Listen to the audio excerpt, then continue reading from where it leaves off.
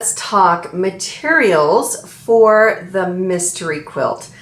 So as you know, mystery quilts are a little tricky when it comes to materials, so I'm going to try to make it as easy as possible using what I have picked. In addition to that, you're going to find some images of additional fabric choices for you to help you kind of dig through your stash, use what you have, and come out with a fun and super cute quilt.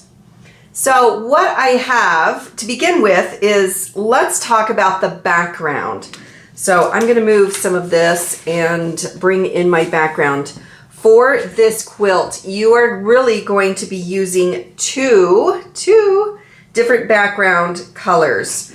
One is the standard background. Now, as you know, I'm a big user of stash. If you've got it, use it. So you just need to find a collection of colors that really works together well. So I'll show you a few of the ones that I have. They're not a super bright white background. So when you don't have a bright white background, you just need to make sure that they're all kind of the same tone. What I find I run into is some have a yellow tone or an off-white or cream tone, which is fine if you mix those up as well intentionally. And so this has a little orange cross on it, or little plus sign, whereas this one has kind of a tan little blob or a circle with a line. And then I've got another one which is similar background color as well. So they all kind of blend nicely together. And this one is it's a little polka dot. It's about the same color and tone as this one that has the larger dot with line. So these three are my background choices for the light. So what you're going to want in addition to that is also a background, a dark. This is going to kind of be standing out by itself to give you a little hint on that. I don't believe there's any that use this as a specific background. This is going to be the background for those type of blocks. But this color, this is my secondary kind of dark background choice. You know I'm a big lover of blue, so this is what I'm going to be using. But this is the blue that I'm going to be using for that specifically. I do have a few spots that might have a different blue in it. Not the teal. The teal is for something else.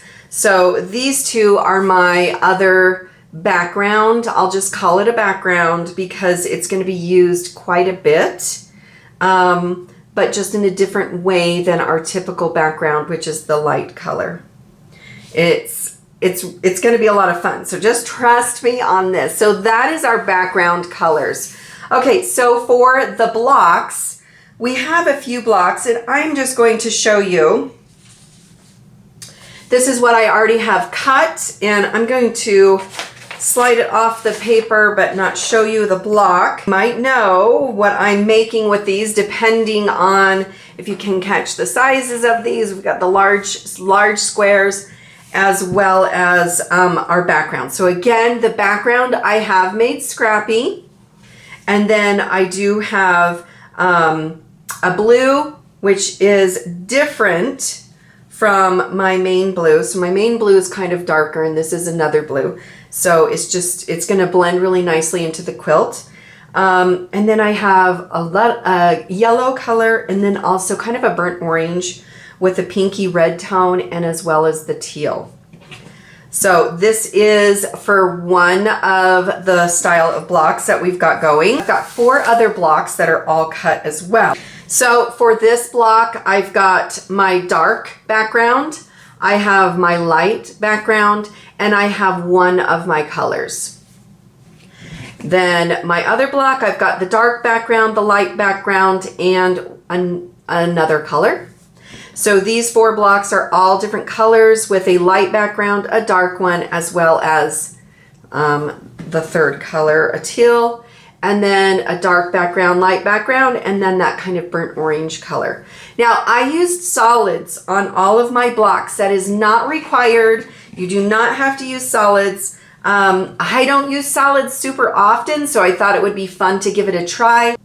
Just kind of audition your fabrics and take a look at what you have that can work. Again, here's a teal color that I have incorporated in a few of the blocks. And then there's some other blocks I have not cut quite yet, but I am going to be using, so here's a variety of pinks and a dusty dark rose color. We've got the burnt orange again. We've got kind of a darker mustard yellow as well as a brighter yellow. So really, I have a red, I've got a yellow, a mustard or dark orange, burnt orange, a teal, a pinky color, and then my dark background as well as my light background. So I'm thinking that the quilt is going to be very easy to incorporate your scraps in here, as long as the fabric of your scraps read kind of not necessarily a solid color, but you can get a general idea of the color that it is, even if it does have a print. To help choose your fabrics, I'm going to show off a few of these that I've collected from my stash to help you give it a good idea of like what you can use in your stash and what will work. So I know that from my collection, they were all solids, and so sometimes it's hard to understand like what you can actually use. So some of these are really good examples. So here's this maroon fabric right here, and as you can tell, there is a lot of print happening inside here. There's quite a bit of small little flowers and additional colors. So you've got yellow going on there, you've got the coral going on, and you've got a little bit of a pale blue. But this really does look like the maroon color overall. So I think this one would work well. So this type of fabric would work well if you have something similar. I have this other fabric right here, and this is more of a green. It's got a green background, and then it has these bumblebees in here, hives. So this is a great fabric to use as well. You might run into a few problems if you cut into these, or you know, this hive gives a lot of space in the block. So if you had a 2.5 inch square and this was mostly in it, it might lose the color that you're going for. But I think overall you can try to avoid how you cut it, and it should be fine. So even large print would be fine as well. This has a tiny, tiny little print on it, and this would work great as well. So this is not a solid, but does have just the tiniest print on there. That's not going to really give you much problem and how it's read. This is a background piece, and this has got, it's a little bit darker, plus it has the little plus sign on it. This would be great to use. It does read a little bit busy, but I think overall it would be just fine if it was mixed in occasionally if you're using, you know, your leftovers and scraps. I've got this blue, and as you can tell, it's not quite a solid. It has a dark blue pattern on it.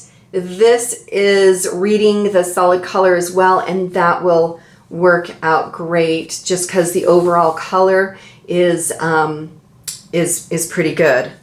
I've got this yellow, which is wonderful. It has the teeniest print, and it's blue leaves and darker yellow flowers.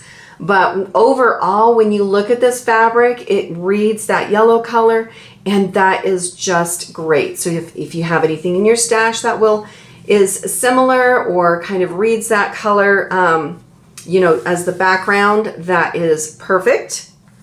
I've got this rust color or this burnt orange. Again, this has a print that's light flowers and then dark outlines.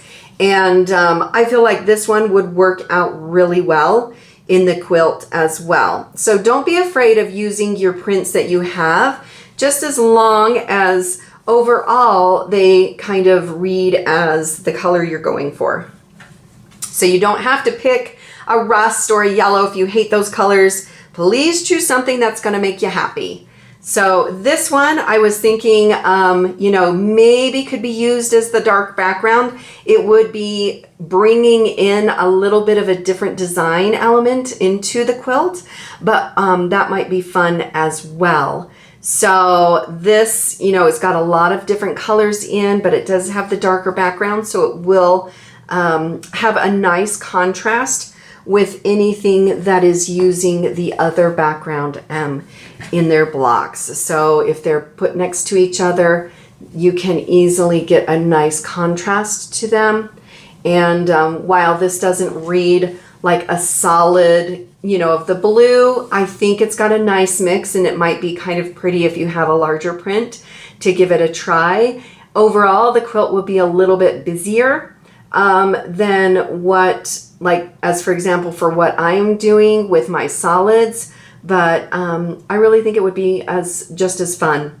So dig through your stash, kind of see what you have that will work, that reads the color that you're going for, and share what you are picking, or any kind of questions, whether you're stuck or you have kind of like to get some feedback on what you have, if it would work in the quilt. And I am happy to give you some hints and let you know yes or no, or lead you into maybe a different direction that would work better for what the quilt is.